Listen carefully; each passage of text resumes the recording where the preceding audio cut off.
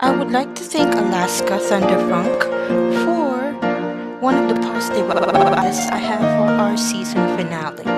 I have chosen a topic that can be divisive but close to home, and Alaska crediting a finalist from Drag Race Philippines for her next look in the upcoming Dragula Titans helped a lot in shedding light in an event that doesn't get as much views or coverage online but still gets discussed.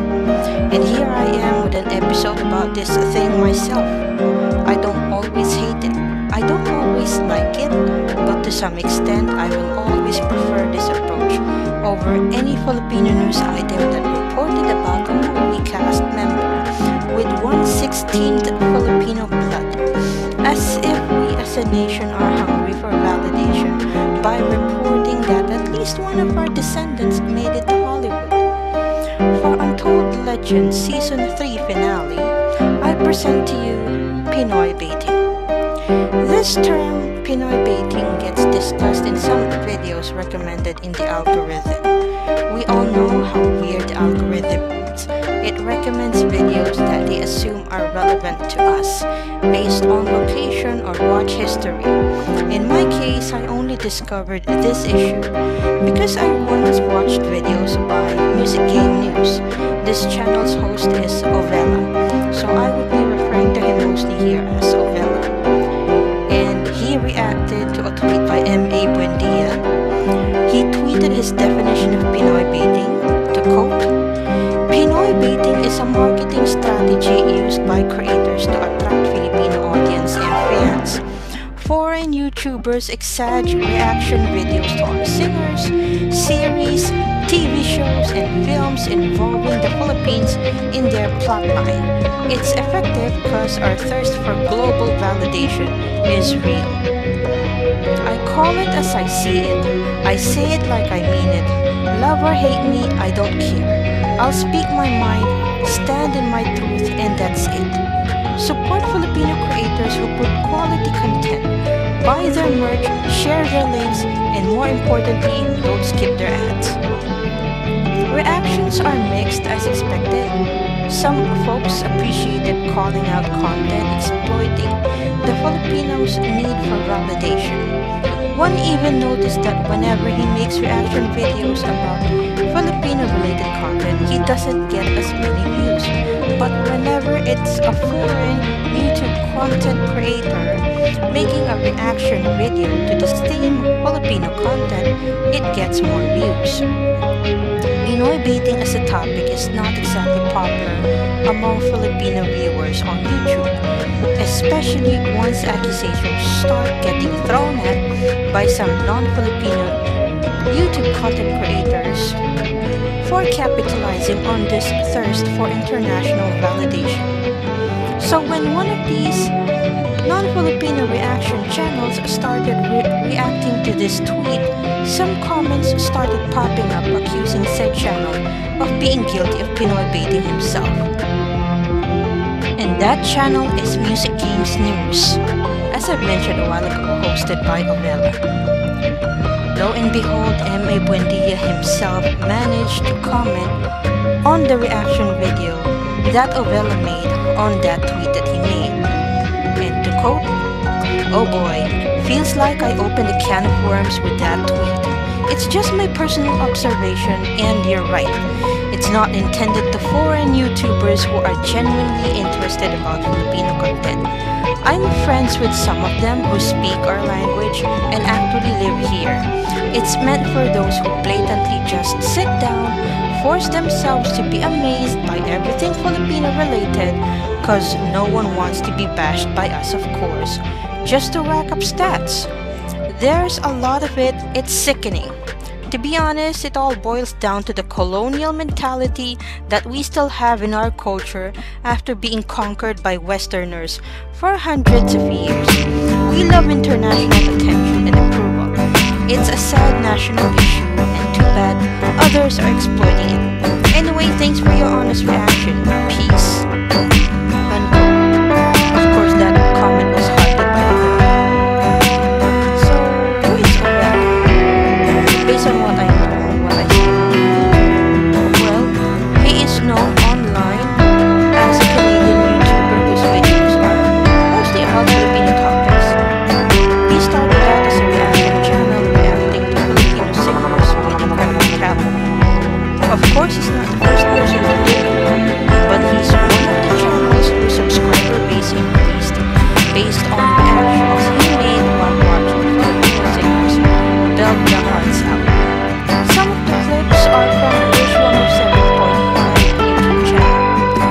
forgot to include 107.5 there so you will not mistake that channel with website notorious for cheap knockoffs of branded merchandise. But on YouTube, Wish 107.5 has expanded its audience outside the Philippines despite the recent focus on VPN. Just an observation based on what I see on mainstream media. OPM means original Filipino music. OPM seems like it's getting less and less exposure in favor of song covers by Filipino singers that belt out the high notes. So, some OPM songs that get more exposure as of late are the ones that are sung by power belters like Morris and Emmanuel and Katrina Velarde. I almost included Gigi Dalana in that list, but I have yet to hear an original song from her. Back to Ovella, his channel was initially famous for reacting to Morissette Amon. I dug into his channel back to check his earliest videos, mostly reacting to trailers and singers with his co-host. Then he reacted to one of Morissette's videos where she did the whistle in a video uploaded back in August 1, 2016. Boom! 1.1 million views as of this writing. It took only a few days before he reacted to another Filipino singer nicknamed Bunot in a video uploaded last August 6, 2016. It didn't get as many views as the Morissette one, but breaking in at 500,000 views is no small feat. The first time he reacted to a Filipino non-belter singer was in a video uploaded last August 19, 2016. It was a reaction video to KZ Tandingan's cover of Royals, another video that exceeded 500,000 views.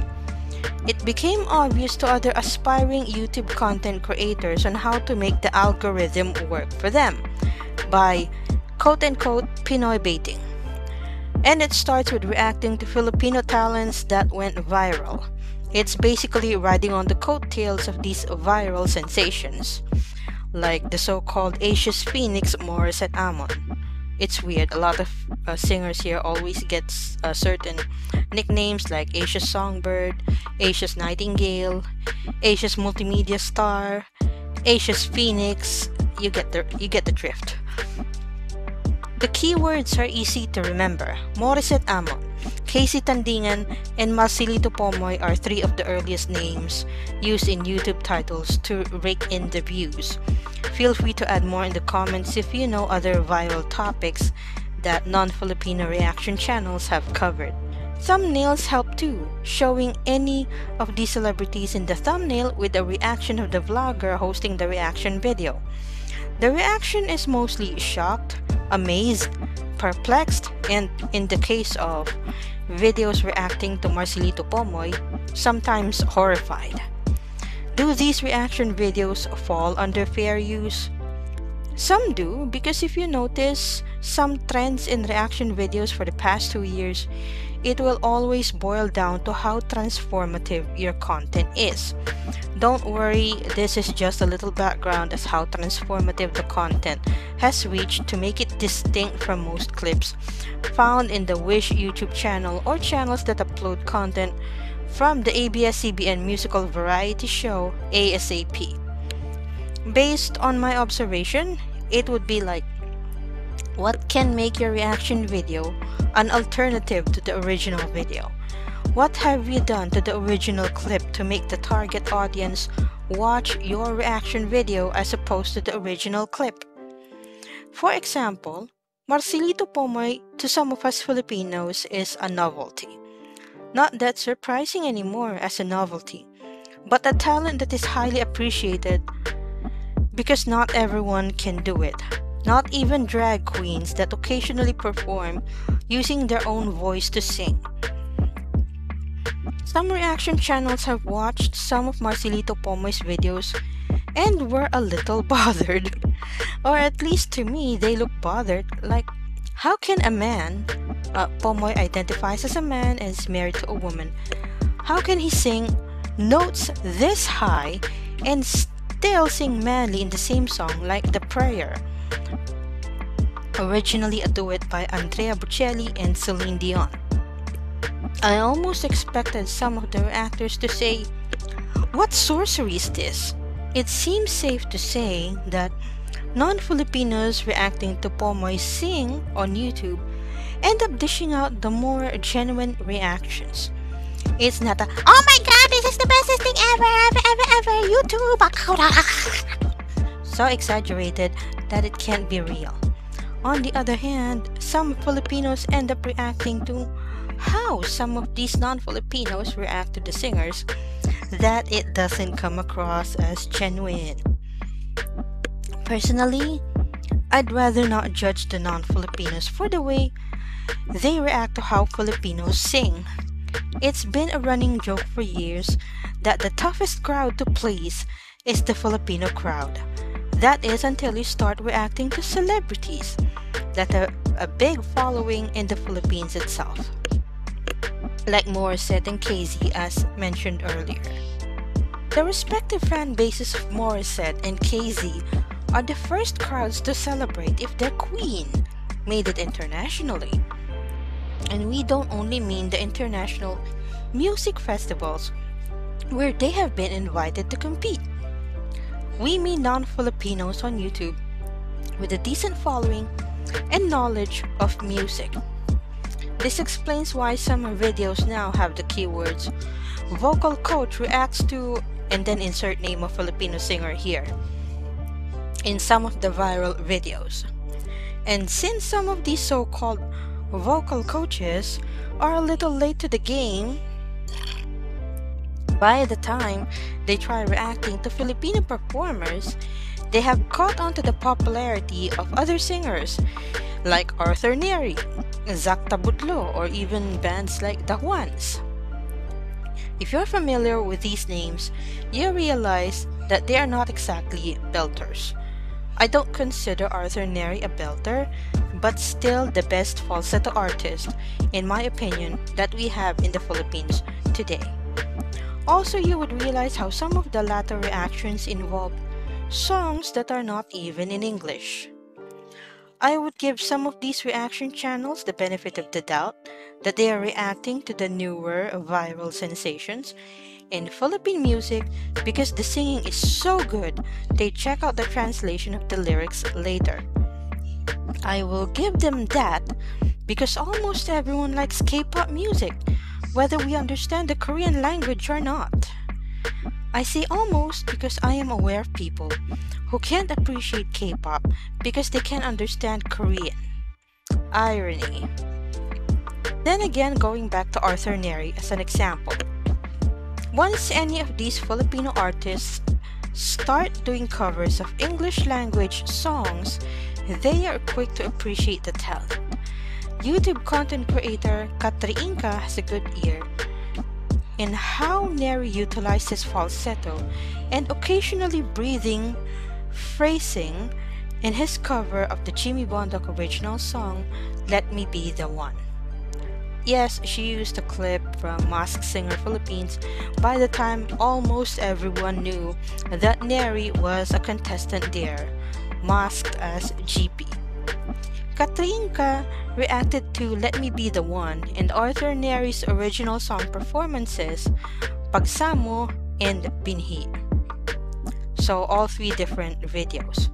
All Neri-related reaction videos broke the 6-digit mark in terms of views earned, and the Binhi clip raked in more views as opposed to her reaction to Let Me Be the One.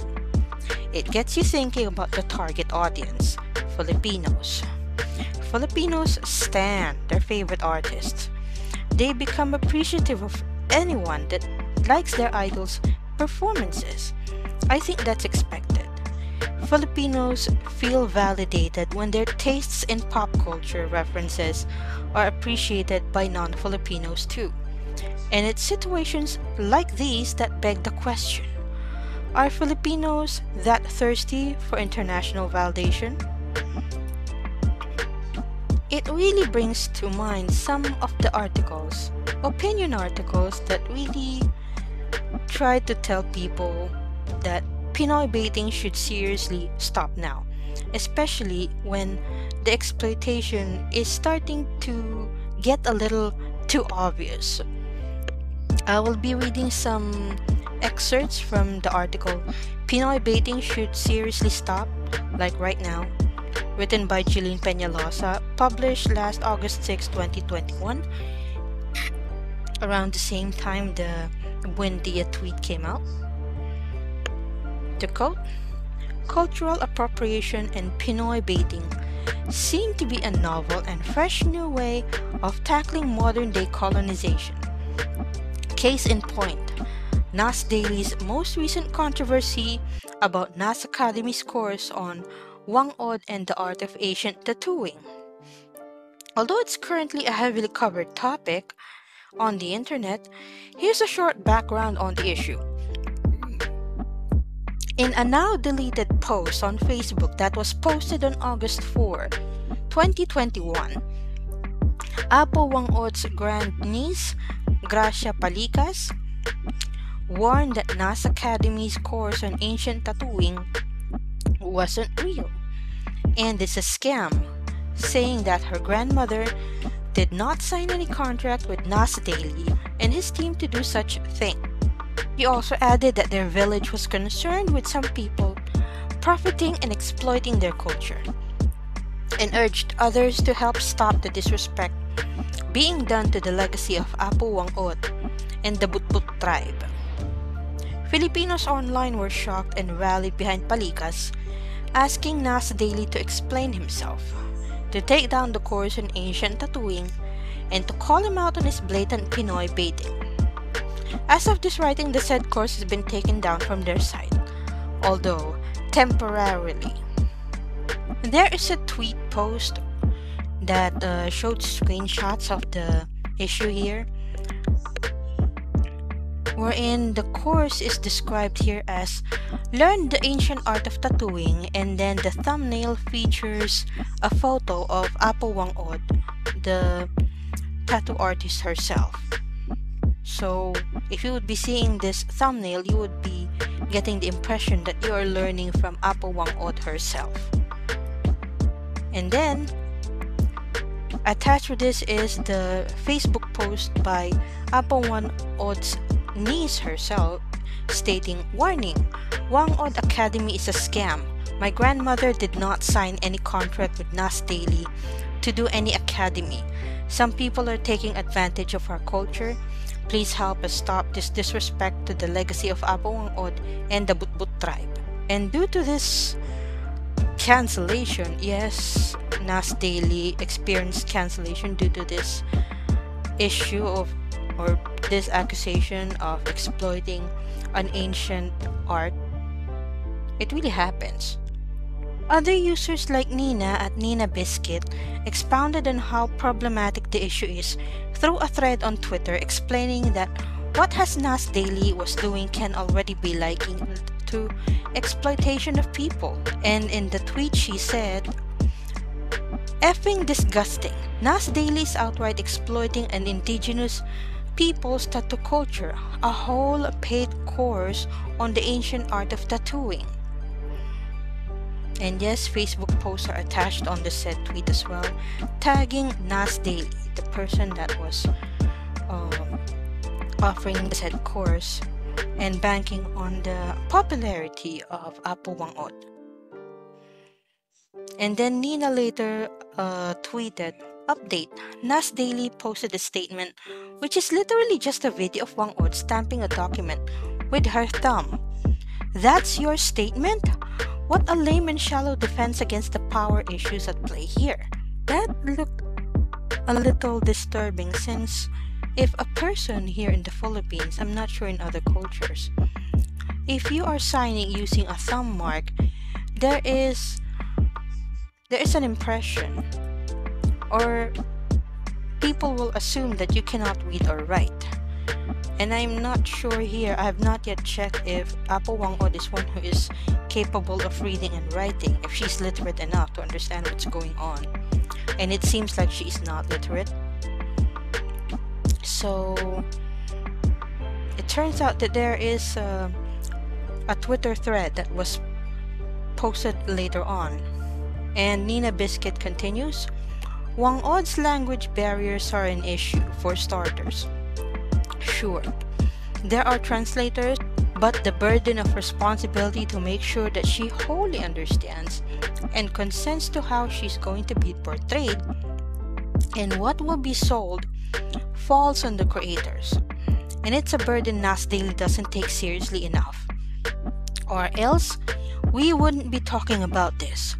Your brand of storytelling is still shit, and your practices are still irresponsible, no matter how many times you wave around that sketchy contract. They attached the hashtag boycott Nas Daily in order to get the statement across that Filipinos are displeased with what he did to Apo Wang Od. Nas Daily, real name Noser Yassin, eventually released a statement regarding the hashtag boycott Nas Daily and hashtag cancel Nas Daily with regards again to the course that gave the impression that is teaching the ancient art of tattooing based on Apo Wang Od's tattooing art. And to quote, I think a lot of people should be more angry, especially in the Philippines. Be angry. I think you should get angry to fix things. There's a lot of things that need to be fixed, so be more angry. Just scream and unite. I have to admit I don't see any sense from that statement, but if this is, it's like saying so many things without saying anything at all. Not gonna lie, that's how I feel. And it's also got me thinking if I should be making a video soon about Nas Daily, since I have already seen other videos saying that it's not just Filipinos that he exploited. He's not just one of those content creators you may call Pinoy baiter, but he might as well be accused of, rightfully so, of being a Pinoy exploiter. Okay, so continuing here with the article, what's most surprising and eye-opening about the whole issue with Noser Yassin or Nas Daily is Luis Mabulo's first-hand account of she and her family's experience with the Palestinian-Israeli vlogger. And this is a Facebook post that was attached in the article that we will be reading. And to quote, I've held my silence for 2 years. However, in light of recent news, it's high time I break it. In 2019, Nas Daily had come to my town to cover the story on the Cacao Project. At the time, I was a huge fan, watching his clips with my dad daily. At the time, I was gaining some press exposure and building up on opportunities thanks to UNEP's recognition of the work I do in my hometown for my farmers. It was enough that a friend, Shai Lagarde, had referred Nas Daily to us. My family took him and other content creators in as welcome guests with typical hospitality we are known for. However, in so little time, I was disappointed to learn that the man I'd looked up to for years was not the bearer of good news he'd misled his followers to believe he was. I watched him imitate and mock the local accent and language, vocalizing Tagalog-sounding syllabic phrases, saying it sounded stupid. He repeatedly said that the people of my hometown poor. Farmers are so poor. Why are Filipinos so poor? He said no one wants to hear about farmers or farms. It's not clickable, viewable content.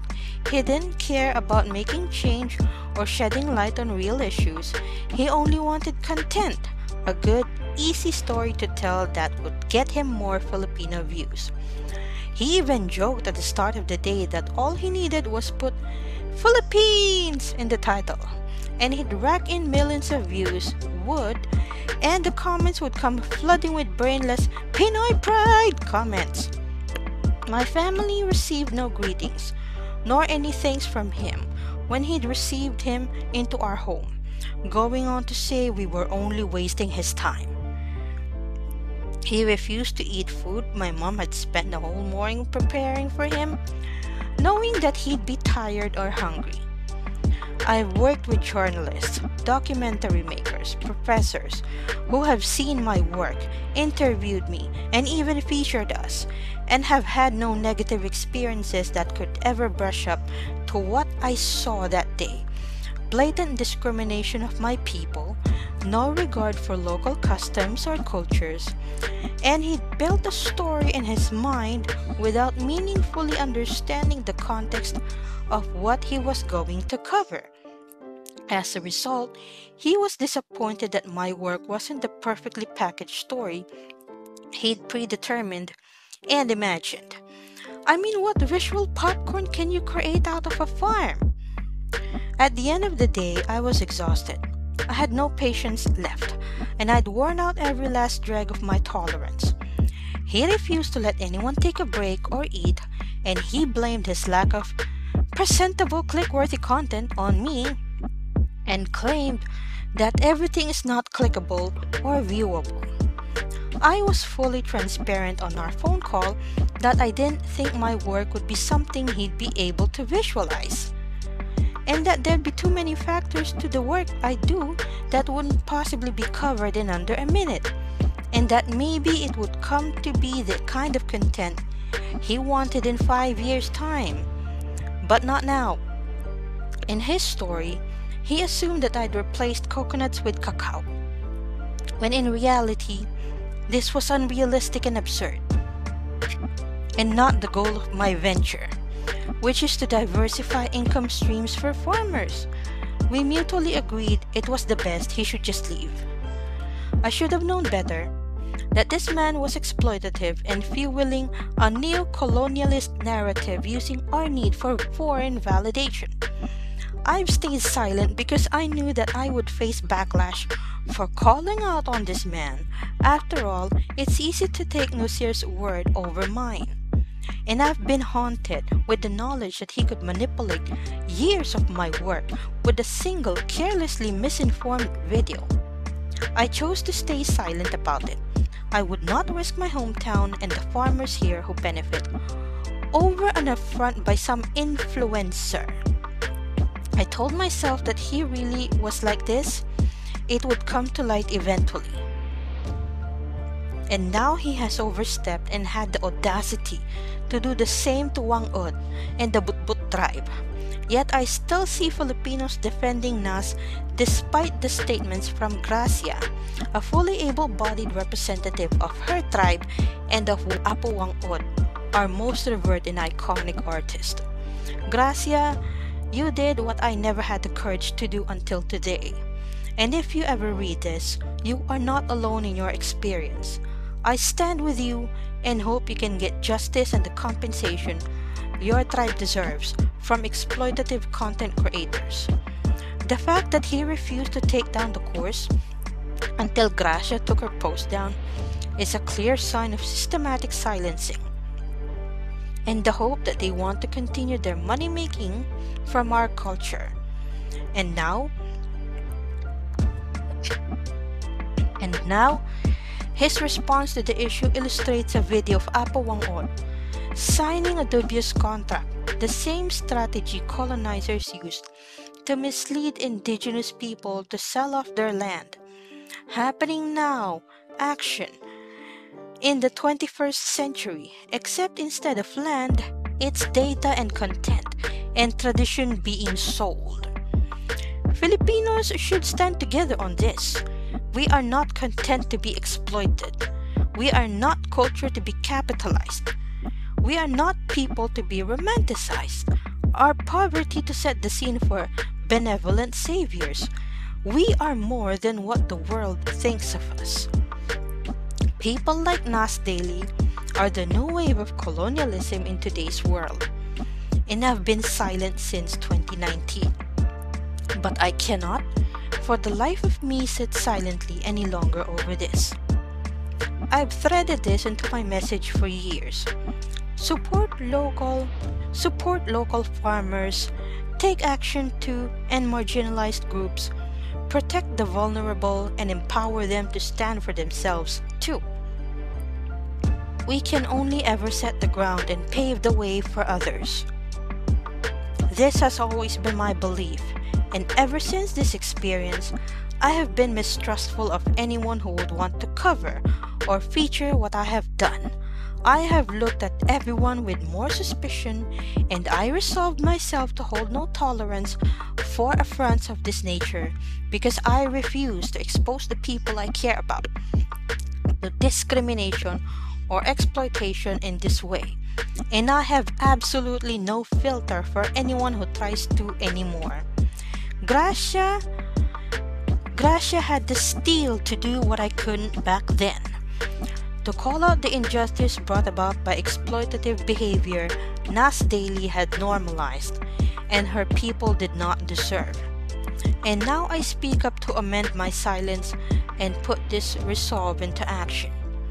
Let's support our kababayans and rid ourselves of neocolonialism or colonial mentality. Nas chases Filipinos for content because he knows his validation of our country gives him fame. We dictate the tide. We dictate the trend and virality. Let's put our own forward instead. Filipinos have the ability to make our country great if we set aside their differences, refuse exploitation like this, and work in the interest of the Philippines and the Filipino. Thank you, Shai, for shedding light on this. Unquote. Later, Nas Daily replied to Luis Mabulo's post on Facebook through his Filipino page. You may be the judge on how we reacted. Too long didn't watch, he gaslighted Luis Mabulo. And this is his reply. Dear Luis, I have also kept my silence for 2 years out of respect to you. But I can't let you share falsehoods on the internet for free. I was very inspired by your story. In fact, I was so inspired by what you achieved that I flew in from Singapore to the province in the Philippines just to support you. As you can see in the picture, we are trying to tell the world about your story. By the way, no other media did that. They just report from their fancy offices, but we wanted to go the extra mile for you. We spent 2 days flying, and we were very excited for your story of how you revolutionized the cacao industry in your province, according to the internet. We know the story already, so that's why we flew in to come meet you. To my biggest sadness and surprise, your story was not true on the ground. Once we arrived at your plantation, once we saw the village and talked to the farmers, we came to the conclusion that there is no story there, that the awards on the internet are just that, awards. Our investigation has made it clear that your story in the media is false, and there are no 200 farmers that you work with, and there are no cacao plantations that you don't personally profit from. Even though we flew in for 2 days, we had to pack up and leave because I will never ever put fake news on Nas Daily. I was so sad that we have invested tens of hours to support you. When we told you in person that we believe your story is not true, you understood us and you bid us farewell. We thank you for your time and your hospitality, and we went back to the airport. In fact, we took nice pictures with your family before we left. The cacao project you mentioned is a family business which you profit from. I flew back to Singapore disappointed, but of course I didn't want to hurt you. I would never want to do that. I flew in to support you in the first place. So I kept my silence for 2 years. But now that you speak up about it, I have 2 advices for you. 1. Be truthful about your work. The cacao project is not as truthful as the media says it is. 2. Do not share online falsehoods. That is borderline illegal. Everything you said is with malicious intent, and it is clearly not how I speak. We have 5 years of evidence to back that up. 40% of my company is Filipino. Our actions back up our words. From making Nas Daily, I have learned that sometimes good intentions do go unnoticed. In fact, good intentions get punished sometimes.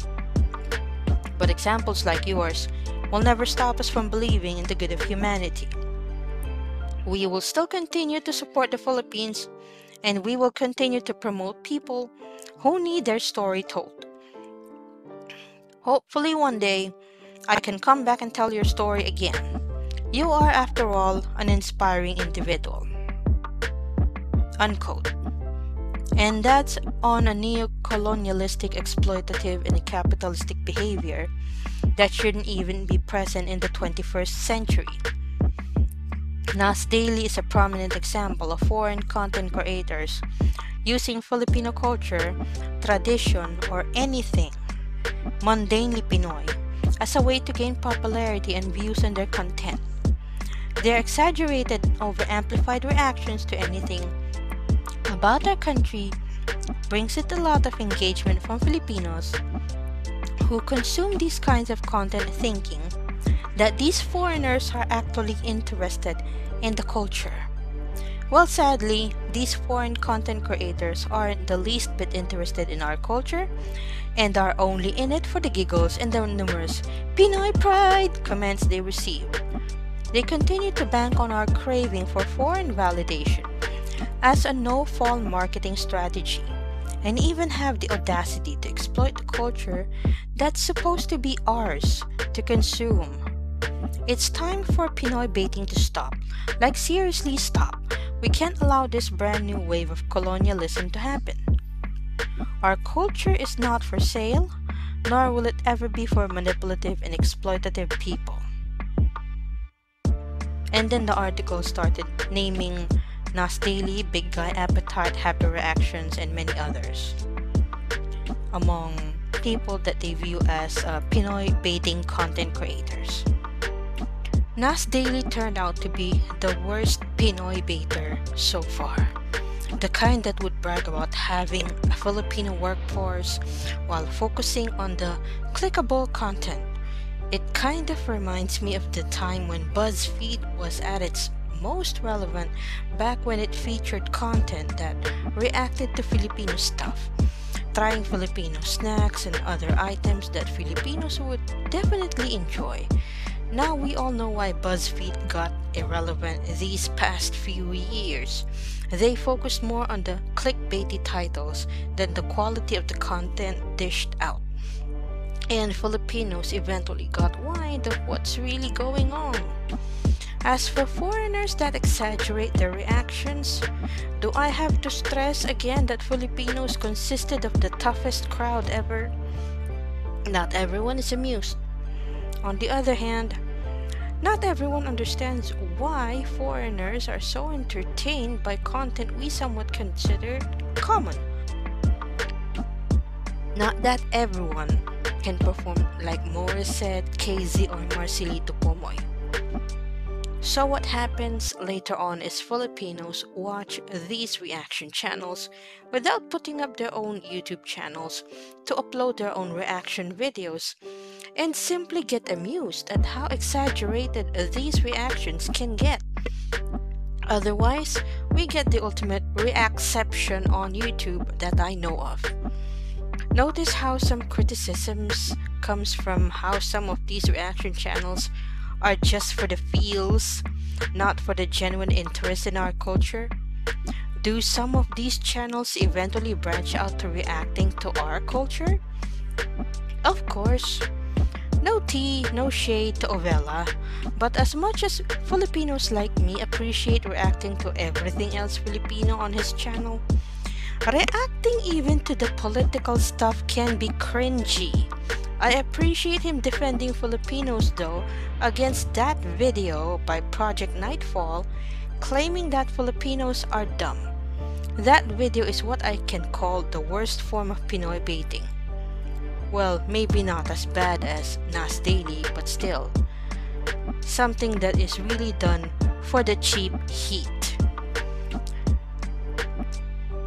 Because in case you have not realized yet, the best two ways to capture an audience on social media is either making them happy or giddy, like reacting to the Jollibee viral videos, or making them angry, like what Project Nightfall did. Nas Daily managed to do both, albeit not in the same time for the most part. If there's cultural interest done right, I can recommend the channel Sol and Luna TV. It's a YouTube channel hosted by twins, Sol and Luna, based in the Dominican Republic, so Caribbean twins. One of the earliest reaction videos they made to Filipino content was back when their channel was still named Minyo TV. They reacted to a Filipino song sung in the Chavacano dialect entitled Porque by Maldita. Chavacano is viewed by some Filipinos as Pidgin Spanish. So when Sol and Luna started listening to the song and reading the lyrics, they can recognize the words as similar to Spanish, their mother tongue. Well, similar to Spanish is not the same as Spanish itself. As you can see in their list of most viewed videos on their channel, their interest in the Philippines is based on the Spanish heritage. This niche made them distinct from the rest of the reaction channels dependent on Filipino content, whether spoken in English or Tagalog. And since even the Tagalog-speaking YouTube viewers watch them too, a cultural exchange occurs in the comment section. Their recent videos are more contemporary, like reacting to clips of SB19, Drag Race Philippines, and Jose Marichan now that the longest Christmas season in the world has started. The videos I highly recommend from Sol and Luna though are their reviews of the historical films General Luna and Goyo ang Batang General. Their insights as to how Paterno and Buen Camino reminded them of historical figures in the Dominican Republic that wanted their country to be some other country's annexed colony as opposed to becoming an independent state. Of course, they also appreciate how some Filipinos are shown to be speaking Spanish occasionally.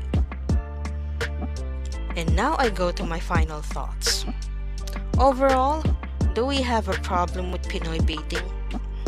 I consider it a problem if it's content without interaction or content just for the sake of clickbait. We viewers here on YouTube and social media in general already have a problem with clickbaity titles. What more for content that try to capitalize on the Filipinos' need for international validation? Going back to my example, Alaska giving a shout out to Gigi Era to credit the latter for her next look at Dragula Titans. Some Filipinos started changing their view on the Tiyanak look the moment it's a high-profile contender from Drag Race All-Stars that complemented said look. Like, do we need someone like Alaska to remind us that Gigi Era's look is amazing in a horrifying way? Truth be told, yes, because Filipinos are our own worst critics. We never know that we did a great job at something until someone experienced and renowned gives positive feedback. I can't even call it Pinoy baiting. The moment you can tell the difference between a content creator that is just pulling our proverbial leg and a content creator giving credit where credit is due, then you, mga minamahal kong kababayan, will know if someone is giving us genuine positive feedback as opposed to just trying to fish for views from the Philippines or from overseas Filipino workers thirsty for Filipino content from any YouTube content creator willing to deliver said content.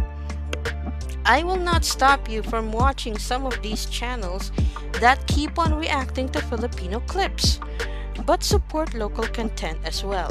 Not all Filipino YouTube channels consist of scripted pranks that reach a level so bad you see some of them on Rafi Tulfo in action. The channels that I will recommend are based on my interests, mostly lifestyle based. For makeup tutorials by Filipino content creators, I recommend John Ray is Life, About Raf, and Ann Klutz. About Raf lately is less about makeup and more about her transition journey. But her videos about Omegle and her new lifestyle are still enjoyable, so I'd still recommend them. When it comes to cooking videos, I personally recommend Glyce's Heaven, Baked by Mama Jane, and Dig's Cook Eats and Vlogs. You might even discover interesting ways to bake a cake without an oven. There are a lot of YouTube content creators that deserve a shout out and supported by their own fellow men. And some of them I would be displaying on the screen for you to watch because it can be about cooking, it can be about lifestyle, it can be about story time sometimes, and it can be anything to interaction to random topics discussed online.